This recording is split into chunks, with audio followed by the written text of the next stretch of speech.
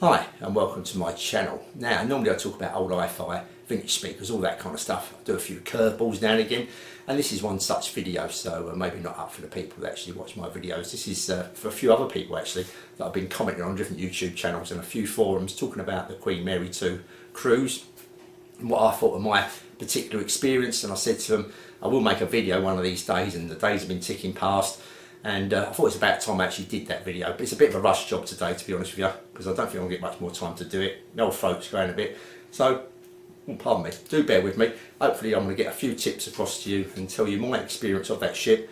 Talked to a load of other people on the ship because it was on there 27 days, so you do get talking to people that's first trip on that ship and people who've been seasonal that have been on there quite a few times, so you're getting a variety of different opinions, what they thought of it and that. Obviously it's a bit speculative, I'm only saying what they told me, and I can't guarantee they just say one thing and they mean another, but I think I've got a general idea of how other people thought of that ship as well.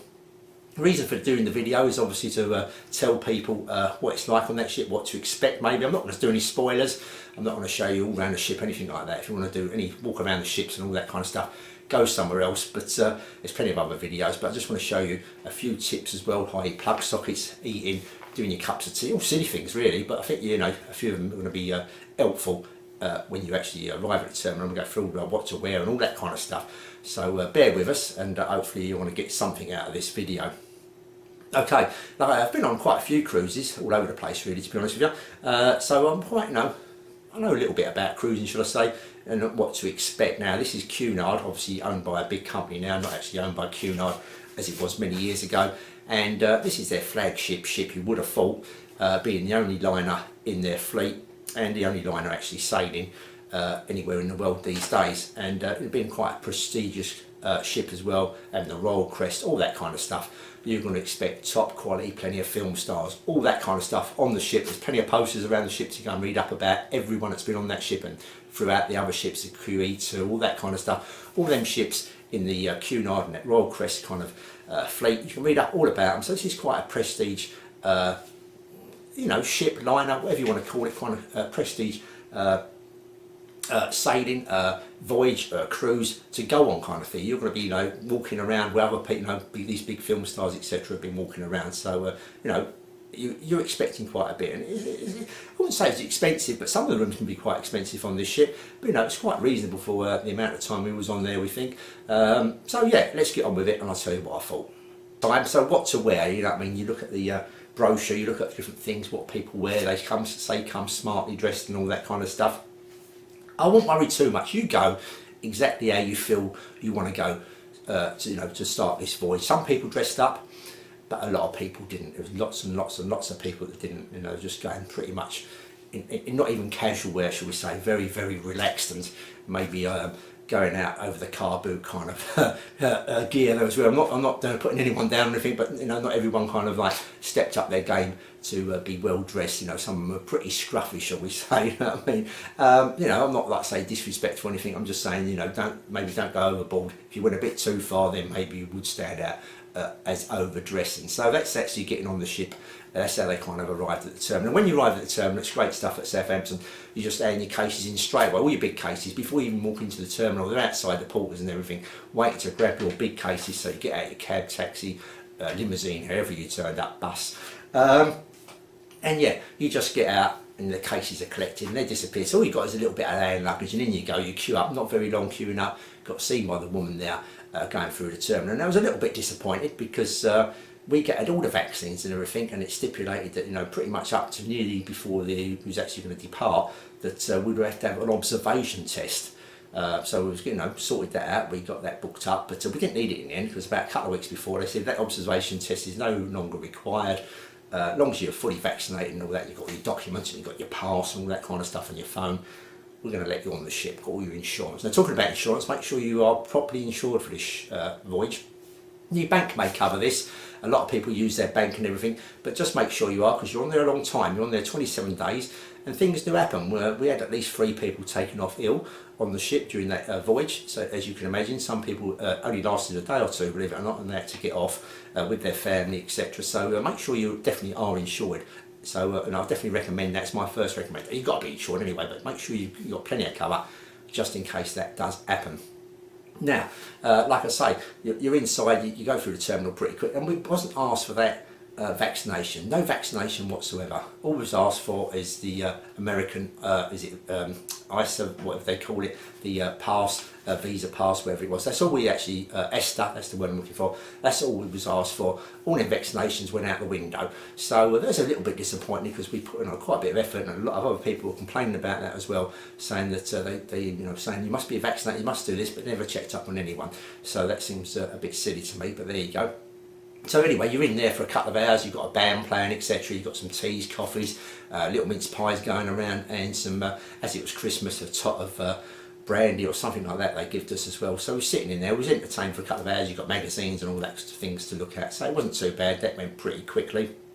And from there we get transferred onto the ship, which was a little bit disappointing, I must admit, because it's a kind of side door. You're coming in the side door, no grand entrance whatsoever. Two girls there just taking your passports, making sure you're the right person there. And on you get, on you get, that kind of attitude kind of thing. So I was a little bit disappointed. We were expecting maybe to be seen, someone there to say what room you're in, this is the direction, this is the floor you should be on, etc. But no, on you get, good luck, off you go. So that was it. So of course we were walking up and down, up the gangways and that, not too sure what was happening. We finally bumped into a member of staff, and I said, we're this room here, and he said, oh, you're on the 4th floor, etc. Now, usually on a ship, when I've been on them in the past, you go up to the reception desk and get your keys. It's the first thing you do is go up and get your keys. Not on this voyage. Your keys, like a key card, is actually outside your door. So you go and find your door, outside there's a little picture there, and your key card's there and an envelope waiting for you. So you just undo the envelope, and in you go into your room. Okay, so you open up and you enter the room, and it's quite a nice sized room. It's a little bit smaller than our hotel room we had the night before, but there's plenty of room there, and you basically just be sleeping there and maybe just getting ready to go out, etc. So you're not going to spend a lot of time in the room anyway, but it's quite adequate. It's quite a nice size, and it was bigger than some of the other rooms we had on other ships. So I was quite pleased with the room. Sorry about the sweet, I've got a very, very sore throat. I want to get the video out now. So yeah, the room was okay. You've got your normal cupboards, and underneath the bed you can store 4 cases, quite easily underneath the bed, 4 reasonable sized cases. You've got a cupboard there, and inside the cupboard you've got your safe, air dryer, iron is in the washing room, I'll come to that shortly. And also in there is 32 hangers we counted, so you've got plenty of hangers to hang up all your coats, etc. All that kind of stuff. So yeah, all in all we've got a shower, etc. So yeah, all in all, quite a nice room. The only thing I didn't like about the room was the window itself was, here we go, I'm being critical now, is that on the outside it looks a bit rough and ready, as you can see, and in the inside, maybe the bloke who done the mastic could have done a little bit better job than that. But there you go, that's just me being a little bit critical, etc. But like I say, in them cupboards you've got a safe as well, so you can put all your passports, all that kind of stuff in the safe. You'll be in your room doing a few bits and pieces, maybe your cases have arrived by now, and you're unpacking, etc. And you've got to get an announcement over the tannoy saying that it's a lifeboat drill. Now, they don't really do the old lifeboat drills, and well, not on this ship they didn't, where you all kind of turn up in one place at one time, stand outside of the station, get counted, all that kind of stuff. No, on this one you make your own way there whenever you feel like it. Obviously if it sounded off, the alarm sounded off for real, obviously you get there as lively as possible. But on this particular occasion the captain announces that he wants you to go to your station whenever you can get there, within maybe the next half hour or so. So you make your way, and we found that a little bit complicated, to be honest with you. I don't know how, we seem to, we kind of thought, well, that drill's going to be on the outside, we're going to stand outside like we normally do, underneath our lifeboat or near our lifeboat. But no, this one you had to be inside. So of course we're walking around the ship on the outside, no one was about, apart from a few people like us wandering around thinking, where is everyone? And they're all inside, they're just up the top of the stairwell kind of thing, inside. So we sussed that out anyway. So that was the lifeboat drill. Like I say, a little bit more relaxed version than maybe one you're used to if you've been on other cruises, but that was that. One thing I did forget to mention about our room was this pillar. As you can see, there's a mark on that pillar. It looked like someone maybe marked, when you've got a bit of stuff in your face there, around your mouth. It looked like someone had wiped their mouth on the pillar or something like that. And that was presented, that's how we went in the room. That was in the room as we went in. So quite a reasonably sized mark. You would have thought that the room steward would have spotted that and would have changed that for a new pillow, but he didn't. So we had to go and find the room steward to let him know it's a cushion. It's not so much a pillow, is it? But it's a cushion. But even so, prestige ship, you would have thought that had been in spotless condition rather than a great big mark on it. So it was a little bit disappointing, but there you go. That was our room. So let's get on with the rest of the video. Okay, just very quickly about gratuities. I thought I'd mention it now because this is the first day you're on the ship. Now, gratuities are included, automatically been put on your bill. It's up to you. You may want to continue paying the gratuities like a lot of people do. You may want to take your gratuities off and give your money to whoever you feel deserves your money.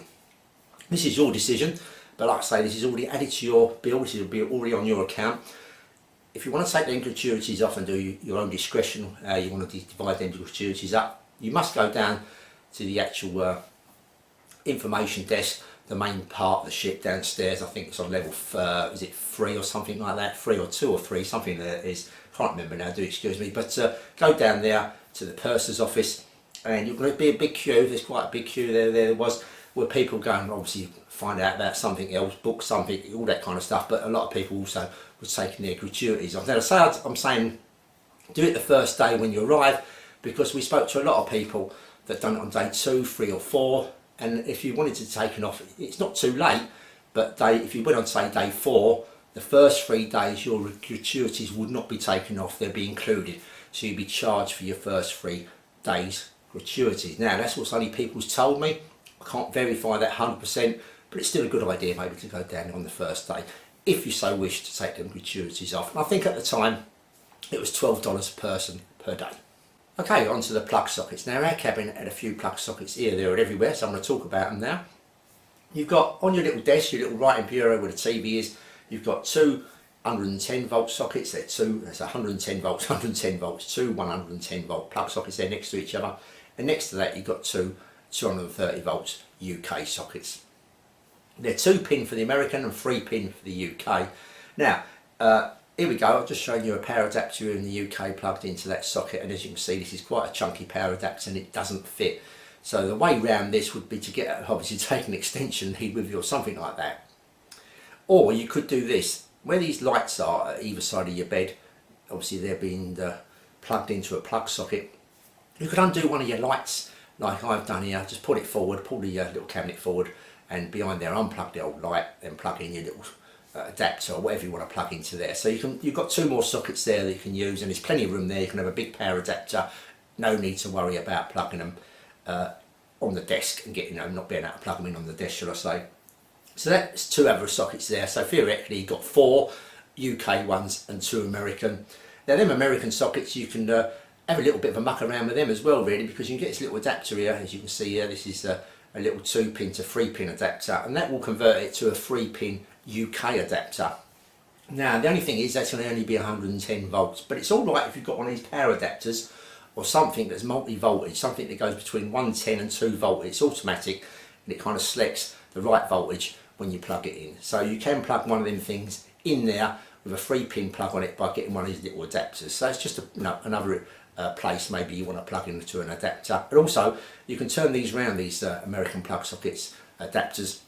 So as you can see I've got it upside down and it gives you more room with a plug, lead, adapter, anything else you want to plug into. But don't forget that's 110 volts, so you need something that's 110 volts and maybe a shaver or something like that, or something that's got that adapter that converts it to well, it doesn't convert it, it just runs between 110 and 230. So you can plug that in there, but other than that, if you're in the UK, you're going to be using the other sockets and maybe utilise them 2 sockets behind the bed. And if we go into the bathroom, we've got 2 shaver sockets there. One's 110 volts again, and one is 230 volts. So that's your plug sockets there. You should be okay. You can always get one of these little USB adapter things. These are like little power bank things that plug into the mains, as you can see, and that gives you 4 USBs rated at 2.1 amp. I think that's what these ones are. So you can plug your iPhone, your iPad, and a few other bits and pieces, 4 of them, into one socket. So that would free up a little bit more space as well if you've got the kids or some, plenty of devices on you like phones and iPads and all that kind of stuff. You want to keep them all charged. Maybe not a bad idea to get one of these little adapters. They're not that expensive, about £20, something like that, and you can keep everything charged up. Okay, so we went up to the buffet bar to get a light snack before our main meal, and I'm going to talk about the food part on this video now. The buffet bar was a little bit disappointing, to be honest with you. I've been on other ships, like say cruising that, and they seem to cut down the lines here. There's not a lot to choose from. There's a reasonable amount of stuff, but there's a lot more on other ships that I've been on, that's for certain. Maybe it's just trying to keep things simple. Maybe this is more of a refined cruise, something like that, or should I say, to being a liner. It's a little bit more refined, so it's a little bit less. in the food department. So it's a little bit disappointed there with the food. Now going on to the buffet bar as well, on a few occasions now, they do another buffet. They do a buffet bar and they do a burger and hot dog one, which is round the corner a little bit. On deck 11, just walk around the corner, you'll find it, which does the burgers and hot dogs. Now, if you're going to have a burger or hot dog, that's the place to go and get it, because they're usually pretty hot there. If you get it at this bar here, this buffet bar, where they don't usually do it, they only do it now and again, I've picked up a few times and it was cold. And that was a few other things as well. Breakfast was cold there. I kind of went off of English breakfast in the end. I kind of give up with that. The beans were cold. It was just cold where it had been sitting there. I don't think they turned the heating on that much. So on a few occasions I had a steak from there which was cold. I had a few bits and pieces. I wasn't over impressed by the buffet bar, I must admit. A lot of the time my stuff was lukewarm. Not great, you know what I mean? It could have been better, definitely, like I say, for a prestige ship. So the buffet bar was a bit of a thumbs down, and a few other people I spoke to wasn't that impressed by the buffet bar on deck 11. But other people seem to, you know, get their bits and pieces. A lot of people that we spoke to went up there for actual dinner, rather than going to the sit down. They went up to the buffet bar and they was quite happy sitting up there. But like I say, everyone's different. But just for me, it's a bit disappointing, the buffet bar. Like I say, and the main thing being that some of the food was cold, where it kind of been sitting out. You know, we got there early. We like getting up there first thing, just as it opens, and they kind of bring the stuff out about 15-20 minutes before it opens, and it just seems to sit there. I'm not too sure if they had any eating on or anything underneath. Like I say, by the time you get the plate and everything else and sit that down with it, it was kind of lukewarm at best, quite a few of the times. So in the end, I just had what do you call it, a muffin and stuff like that, a banana and all that. I couldn't be bothered with the actual breakfast, but my wife, she had scrambled eggs and all that, and they do it fresh there. So obviously, if you do that, it's going to be warm or hot if it's fresh. So yeah, the buffet bar was a bit disappointing. We're going to go over to the main dining now. The main dining is a little bit limited on, you know, is a typical menu here. Maybe the main dining, it was a little bit limited, a little bit. I think another one or two things to choose from on the menu would have been nice. Spoke to a few people and they said, you know, it was at least 2 more items on the menu going back a few years ago, but now it's kind of cut back a little bit. So it's a little bit, now and again, we didn't bother going there. We actually went to the buffet bar or skipped it if we had a look and there was something we didn't really want that evening. And in fact, we did take one of these meals where you go to, we actually went to the Indian one where you pay a little bit extra. I think it was about $25 each. We met another couple and we paid another $25 each, and to be honest with you, I've been on a few other ships and that, and these kind of like fine dining restaurants, they serve pretty much what's downstairs in the actual like normal dining for an extra $25, and you may just get a slightly different portion or something like a slightly bigger portion, and it's all, you know, I don't think it's worth it personally myself. For when we paid $50, we might as well just went downstairs and there's something downstairs, I think. But there you go, you don't know, it's worth a try, but that's another thumbs down from me. The fine dining wasn't that great neither. It was okay, but nothing special like the fine dining. On the particular Indian night we went, obviously you may go other nights, other menus and all that kind of stuff, be completely different, but that was the fine dining. Back to downstairs in the main dining, we actually picked a table that was supposed to be our table for the old cruise for all 27 nights, a 6th table where we'd sit with another 2 couples. That didn't happen. We actually got to our table and someone else was sitting in our seat, so there was a bit of confusion going on. We stood up for about 10-15 minutes while they sorted it all out and they took us to another table somewhere else. We stayed on that table for the old cruise, but the people next to us didn't. Not that they were trying to get away from us, it's just that this was like a dining where they put us upstairs in the 2-tier dining bit, and this is a place where we'd turn up when you felt like it. We had a 6 o'clock appointment, shall we say, or a place in at 6 o'clock. These other people just turned up when they feel like it, and of course as they turned up they just picked them a seat that was empty. So we never really see the same person twice. A few occasions we did, and towards the end we did, because we met up, like I say, with this couple, so they wanted to stay there as well. But other than that, it was a bit swappy, all over the place kind of thing, not very well organised. Now, I will also say that that dining needs to be sorted out a little bit as well, because we chose 6, and you should get out by 8, because that's the next sitting, and the show's 8 o'clock as well. So you've got to get from there at 6 o'clock to the show at 8 o'clock, and they're both one end of the ship to the other. So really, realistically, you want to be out. You want to be in there at 6, out by 7:45. Give you 15 minutes to walk down, get yourself a seat in the main theatre. But on a few occasions that did not happen. We were still in that dining at 8 o'clock, and even one night 10 past 8. They was just overrun. They couldn't cope, the staff there. So they need some more staff They seemed to be trained okay, because the bloke who served us, our waiter and that, he seemed okay, seemed very concerned that we was running a bit late and all that. He was being very nice and as helpful as he could, but he was saying it was getting stacked up in the kitchen, so I think maybe that's where the problem lies. Need a few more bodies in the kitchen maybe, because they did overrun a few nights, and of course once you get to the show and you miss 15 minutes of it, it's a bit disappointing. So yeah, I think their main dining needs sorting out. Hopefully they're going to have a few extra staff and sort that problem out. Now, the actual food in the main dining was really nice. It's like a la carte, small portions kind of thing, enough. You know, it's going to fill you up, the courses and that. I think you can pick from about 5 courses if you so wish. And that was really nice. Everything was done, did not have a one bad meal there. It was quite a nice meal there. So that was a good thing. And it was hot as well, compared, like I say, with that buffet bar that could be cold sometimes. So all in all, the main dining was quite nice. And I'll give that a thumbs up, the main dining, but I think they could probably maybe put 1 or 2 more things on the menu, because the menu did repeat itself a few times. Obviously been on there 27 nights, so it did repeat itself, but maybe just a bit too often maybe. But other than that, the main dining was really nice. So what we got next? Now, the dress code. Let's just go over to the dress code now. Some of you may be interested in this. They do have some nights. They have a 20s night, they have a black and white night. They have all different nights during the course of the voyage. It's up to you. You don't have to, just go smartly dressed. You can go pretty casually dressed, to be honest with you, like a lot of people did. Not everyone, like for instance the masquerade, where you get your masquerade and that and walk around with that. Now they're available on the ship. We actually bought ours before we went, but a lot of these nights they do things for. They do have a little sale on during the day before that event comes up in the evening.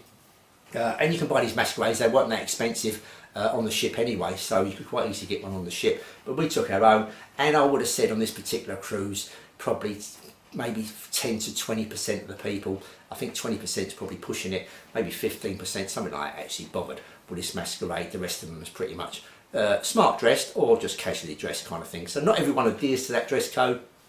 So if you're not one of these people that really want to do the dress code, I don't think they're too bothered. I mean, for instance, going in the theatre, you're supposed to have a pair of trousers to go in the theatre, but we see people quite a few times going in there with jeans, etc. So don't worry too much. I think they're relaxed again. This isn't the eye level ship that it probably was going back a good few years ago. Standards have gone down. I spoke to a few people, like I say, on the ship. People have been going on there 6, 7, 10 years, all that kind of thing. And they said, like from 5 or 6 years ago, the standards have dropped quite dramatically, and a few people were disappointed. But these are the people that I spoke to. But then again, I spoke to other people that rebooked this cruise for next year, and I spoke to one couple that have rebooked it for next year and the year after. They've gone 2 years in advance with this particular cruise. They love it, and I think they've been on it a couple of years before then as well. So this is a cruise they particularly like. Everyone's different, everyone's taste. Mine's a bit of a critical review here, but I will mention like both sides of the story, both sides of the coin, just to give you a general idea. But yeah, so let's get on to the next stage. Okay, so we had a 5-day travel before we actually got to our first destination from Southampton to New York. So you've got an activities program. There's all different things to do on that activities programs throughout the day. You may have some classes, you may have some quizzes, you may have all different things really. It's 1 or 2 more bits and pieces on there would have been nice, but it was okay. We found something to do every day kind of thing, and we may have come back to the room and relax for an hour or so. You may want to walk around the ship, 3 laps of the ship. There you go, 1.1 miles I think it says there. So it was all different things you may want to do. Table tennis, it's all bits and pieces to do. You've got a cinema there on that schedule, and we took up bridge, a beginner's class at bridge. Now what I will say is that if you go to any of these classes, go there on the first day. You may get away with going in on the second day, but if you leave it too long, obviously the classes progressed, you're going to come along and you're not going to know what they're on about. So these classes, particularly going there, lasted 5 days. We done bridge, and we learnt a little bit, but we thought we'd go to the bridge on another 5 days, where it was another 5 days at sea, etc. And we done this 3 times, so we went to the same class 3 times, but we had 3 different people teaching us. That person gets off once he's done his 5 days, maybe in New York or something like that. Another person comes on, they get off maybe back in New York when it comes around, after going around the Caribbean. Another person gets on and comes back to the UK. So we had 3 different tutors, and they all got their own unique way of teaching bridge. And after we'd done all 3, we picked up, the beginner's class, which have no experts here, but we picked up the beginner's class. So if you don't get it the first attempt, don't worry, maybe go back the second time or the third time, a different 5-day period, and it may be dancing or something like that. You may not pick it up in the first 5 days you actually go to the class. Wait till you come back on another 5 days and go again, you know what I mean? You may be able to pick it up that time. Different tutor has their own ways of doing things. So maybe that's the way you're going to suddenly pick it up, away one person showing you rather than the other. But like I say, go there the first day if you can, maybe the second day. If you leave it too late, then you're going to miss that whole class really, because you're going to be a bit behind. So that's a little tip there, maybe if you're going to do one of these classes. But like I say, there's other things to do around the ship, etc. So you know, we did manage to fill up the time and never really got bored and just relaxed, etc. So all in all, the entertainment wasn't too bad. Maybe just done with one or two things on that schedule maybe, but other than that, can't really grumble, so that wasn't too bad. Okay, now I'm going to put my little critical head on and we're going to talk about some of the thumbs down, maybe where Cunard should raise their game a little bit. And it's about the maintenance of the ship. Now, if you went to a fairground or to a cinema or somewhere like that and you paid your money to get in, and don't forget this is supposed to be a prestige one, so if you're going to maybe a prestige cinema or fairground, you're paying your top dollar to get in there, and they say half the rides ain't working, you're going to be a little bit disappointed, you know what I mean? Something's broken, hasn't been mended. Now I watch a few of these cruise programs that come up on the TV and you see they take you back and back out the back kind of thing, and down below and there's a geezer mending stuff and he's making his own things up in the tool room and all that kind of stuff. I don't think a lot of this happens on the Queen Mary at all, because a few things were broken and some of them have been broken for a few years now. For instance, in the Illuminations, it's quite a nice little theatre and they do some presentations there, like get lectures there, shall I say, and they're quite interesting. We went to a few talking about the old ships and all that kind of stuff, and they can be quite interesting, them lectures.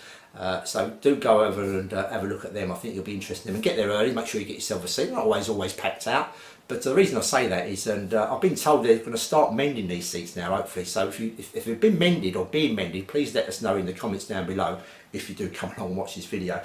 Is that in Illuminations, there's a row of seats in the middle, and underneath this kind of canopy things that comes down and shows all the planets and all that, and they do a kind of like a globe kind of film of the planets, the Earth and all that kind of stuff, and the stars and whatever.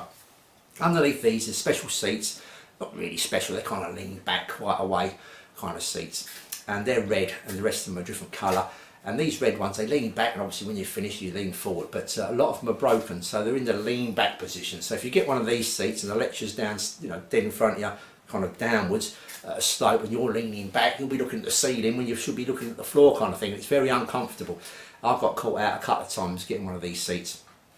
They need fixing, and for some reason Cunard ain't fixed them. I was being told that due to coronavirus and that there's obviously a little bit of delay fixing these, but I was told by a few passengers that these have been 5 or 6 years broken. So you know, there's not much of an excuse for 5 or 6 years for a broken seat. They should be mended and they should be all working perfectly. Maybe one or two maybe broke or something like that now and again, but they should be fixed pretty quickly.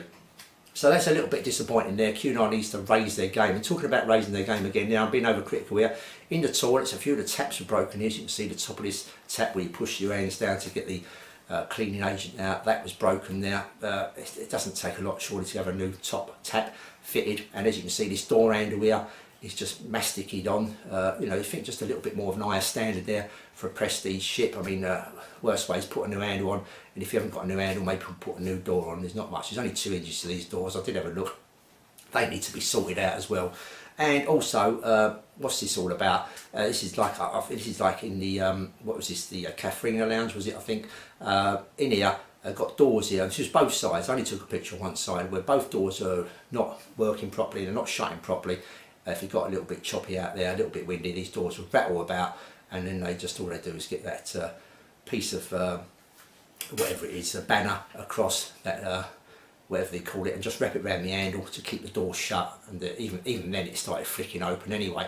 But as you can see, this has got exit on there, and you would have thought maybe this is a fire exit or anything like that, and they've got a bit of banner holding it together and stopping you open it fully. Obviously you can go up to it and undo the banner, but it all takes time and not everyone may not realise exactly how it comes undone. And this was both sides, this was dead opposite each other, both sides were broken. First of all, this side here was broken, and I think on the way back the other side was broken, and they didn't bother fixing either side, I don't think. Anyway, it was there for quite a few days, let's put it that way. Okay, so I ranted on about repairs. Another thing that did catch my eye, being on the ship, being overcritical Mick, is that the banisters all round. When we normally go on a ship and that, when I've been on the past, there's always people polishing up the banisters and all that. We didn't see anyone for about 2 weeks, I don't think, polishing up the banisters at all. And some of the times I was coming down from going out for the evening and coming back to our room and that, you're holding onto the banister and you kind of like slides down, your hand slides down with your banister.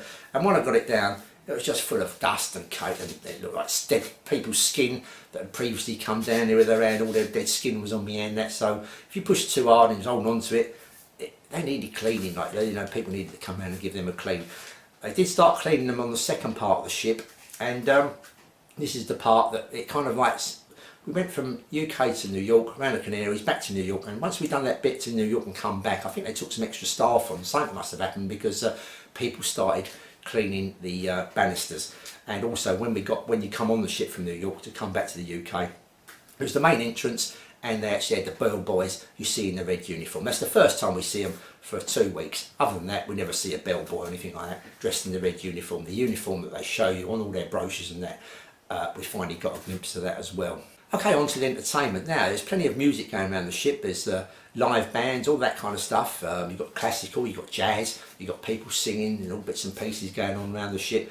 On these stages, you just show you a few. So there's plenty of entertainment. You've got a big ballroom where everyone does dancing and that. Now, if you go and see a main show, the performance of the main show, and they bring people in from all over the place to do these main shows.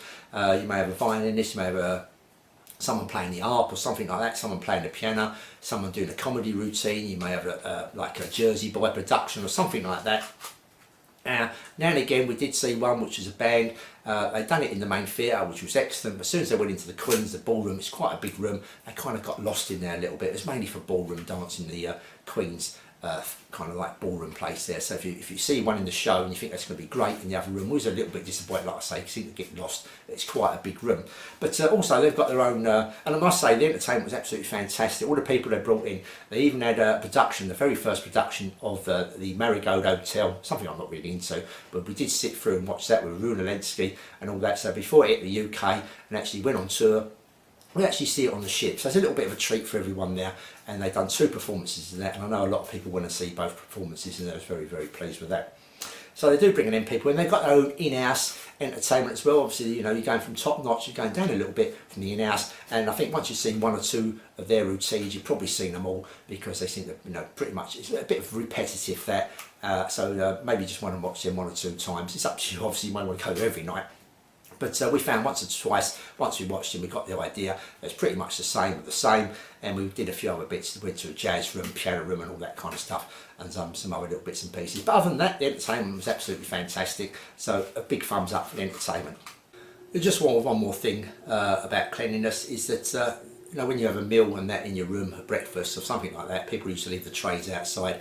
Maybe them trays should have been collected up a little bit quicker. They did seem to stay outside the rooms quite a while, and this little tray or little cup and jar or whatever it is here, sitting in the corner here, was sitting out there for 2 days. We come past for 2 days and it was sitting there, and finally it got taken in. So, you know, all that food about and everything, that should just maybe taken in a little bit quicker. On to the excursions. Every excursion was done pretty good, we thought. You know, well carried out, considering the amount of people getting off the ship and on the ship, etc. It's all done really well. So, you know, pick the excursions, obviously go on it, and the ones we won and we really enjoyed. What I will say is that a few people got left behind. One on our particular trip, and we heard a few other people as well. When they say meet back at the buggy or the bus at maybe 6 o'clock or 5 o'clock, you've got 45 minutes. Our particular bloke, give 45 minutes, not a minute extra. One person didn't turn up, we left without them. So if you've got 45 minutes to have a little walk around the town or something like that, make sure you've got the 45 minutes and you get back onto that buggy, coach, whatever it is. Otherwise you could quite easily get left behind. Right, one last thing I think, and we'll probably round up the video, is about the drinks packages. They do 3, if I can remember correctly. They're $15, $35 and $75. Now, if you want to say, for instance, me and the wife, 2 of us, if I went for the $75 package, my wife's got to have the $75 package as well. So if I wanted to go and have a few beers, a few cocktails, alcohol cocktails, my wife just wanted some soft drinks. Well, that's a bit unlucky. She's going to have the $75 package as well, because obviously I could get the 75, she could get the 15, and I could be sliding her over some drinks. So I can understand that, but it could be quite expensive. So just best, especially if it's 4 of you all in the same cabin, all 4 of you will have to have the $75 package if you went for that, and that includes beers, I think, wines, all that kind of stuff, and cocktails, alcohol cocktails up to the $13 limit. So, and just be careful, because once you actually book that, it's very hard to get out of that package. So I was told. I mean, I don't know for certain, but one of the guests apparently had to argue that they wanted to come out of that package. They couldn't possibly drink $75 worth of alcohol every night. who end up being an alcoholic. And I think that's the only reason they got out of that, by actually saying that. So just something I heard. So be careful, make sure you pick the right package. I think the $35 package gets you non-alcoholic cocktails and soft drinks, etc. And the basic package for $13 gets you teas and all that kind of stuff. I'm not too sure, I think it includes some soft drinks as well. But the teas there, you can go and get from a tea machine. Here's a tea machine here, and you've got quite a few flavours, and there's also some soft drinks here as well, as you can see. Though the pineapple run out really quickly. The pineapple was out of stock, or it wasn't there for days upon days upon days. So I'm not too sure what happened with the pineapple. Obviously didn't take enough on board, and that was a bit disappointing because I do like a pineapple with my dinner, etc.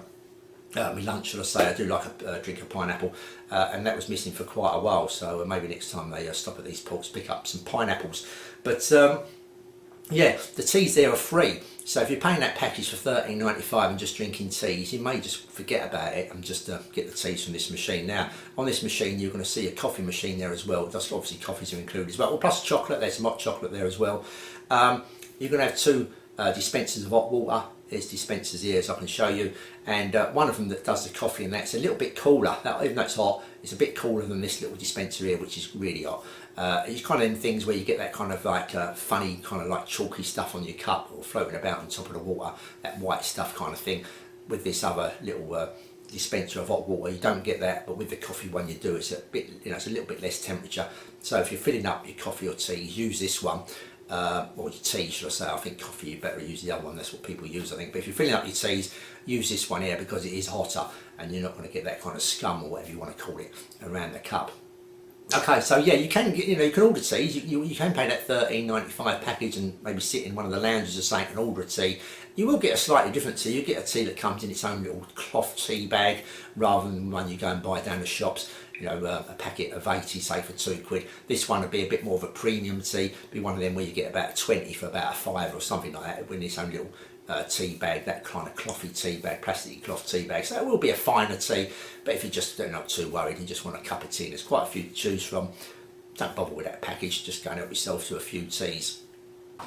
Okay, and now onto the laundry. On the laundry, it was on our deck, and I think it was a deck below or a deck above, and I think there's another couple higher up on the ship as well. This consists of a room with 4 dryers, 4 washing machine, 2 irons and 2 ironing boards. Now these open about 8 o'clock, I think it was 7:30, 8 o'clock, somewhere around there in the morning, and go right the way through to about 6 o'clock at night.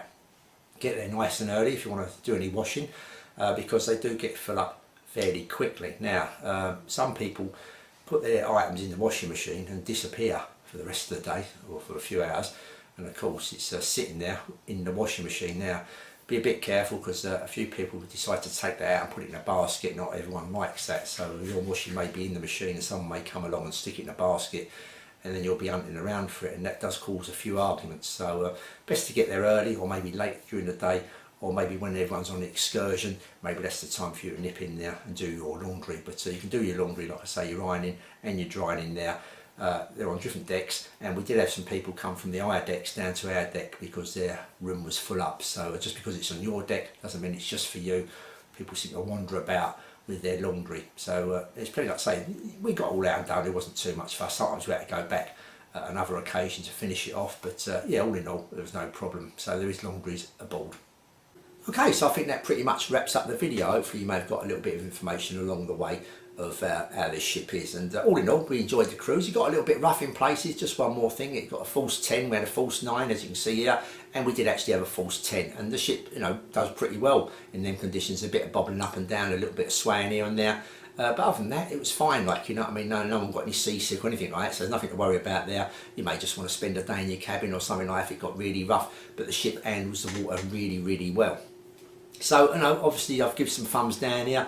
I know hopefully Cunard may pick up on a few things, not that they're going to watch this video, but over time with customer feedback, etc., hopefully they will pick up on a few things. Like I said, we spoke to quite a lot of people. What I did, I kind of made sure I spoke to people kind of hearing what was on all about, what they thought of, etc. And the general senses I got out of everything was that people have been going on this ship maybe 4 or 5 or maybe 6, 7 or 8 years ago.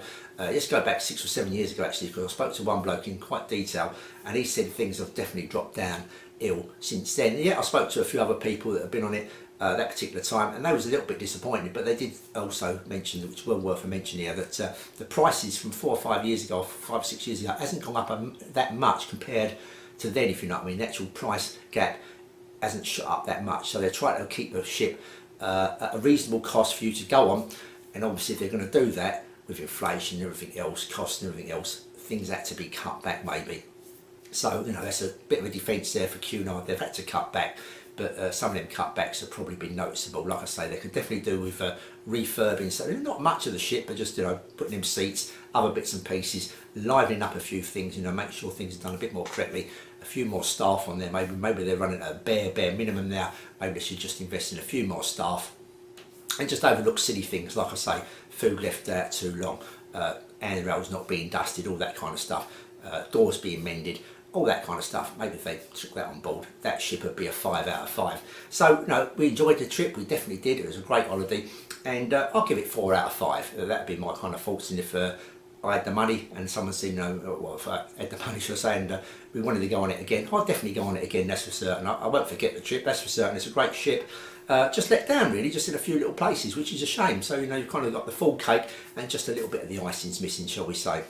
So that's it. I hope you've got something out of this review. Until the next one, I say thanks for watching, and I'll see you all soon.